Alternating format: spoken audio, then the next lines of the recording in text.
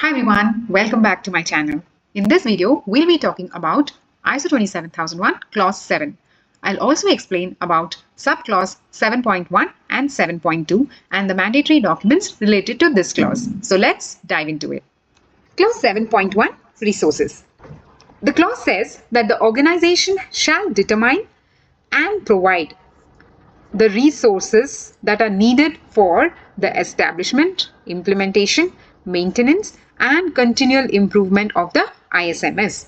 So, to implement an ISMS in an organization, you would need many things. Like you would need the right resources. Like, for example, you understand that you don't have the right security controls in your organization. To implement those security controls, it could be any controls, right? You need the technical budget for it, allocation of the budget.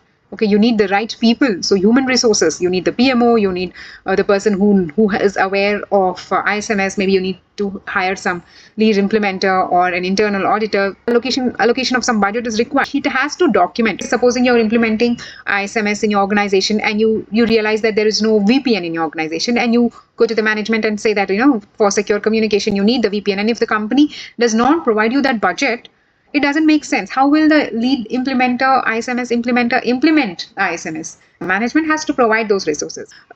To implement an ISMS in the organization, the company has to set aside some financial budget as well. Okay, for the internal audit, for the external audit, and also if there are no resources, human resources available in your organization, then he has to hire them as well. Set aside some technical budget. Organization shall determine and provide the resources needed for the establishment, implementation, after implementation, also the maintenance and continual improvement. You should have people in your organization who are continuously maintaining the ISMS in your organization, and also if in case there are any new changes, then they should also make sure that you are having continual improvement for the ISMS. So that is what clause 7.1 says. This is majorly for the management to show that they have allocated certain budget and they've hired certain competent people who can implement and establish this ISMS and also maintain and continuously improve the ISMS of the organization. That is the expectation of clause 7.1. Now let's move to clause 7.2. Clause 7.2 Competence.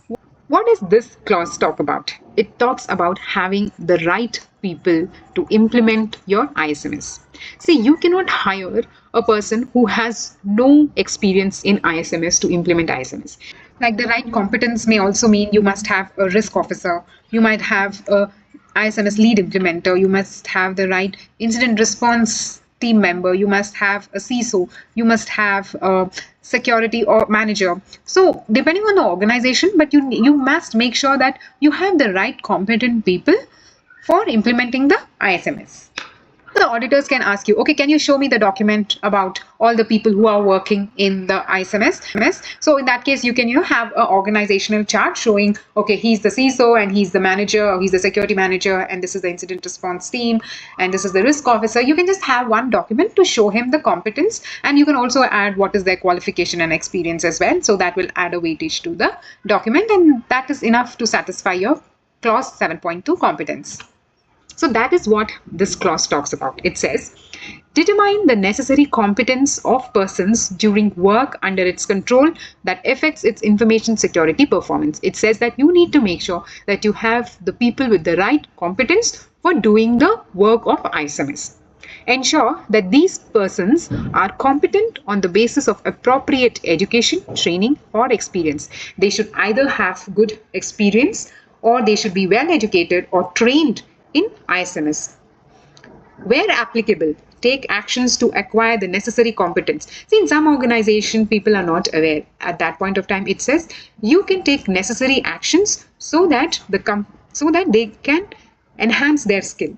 You can provide them training so that they can acquire the necessary competence, and evaluate the effectiveness of the actions taken. So after you provide them the necessary training on the competence, evaluate whether they are doing the work effectively or not.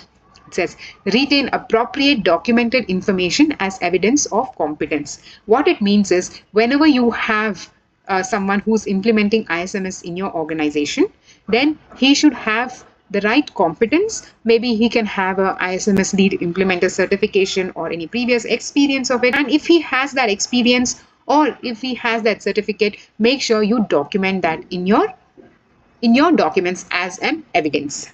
That is what 7.2 focuses on, having the right people to do the job. That's all for this video. In my next video, we will be discussing subclause 7.3, 7.4 and 7.5. Until then, take care. Bye-bye.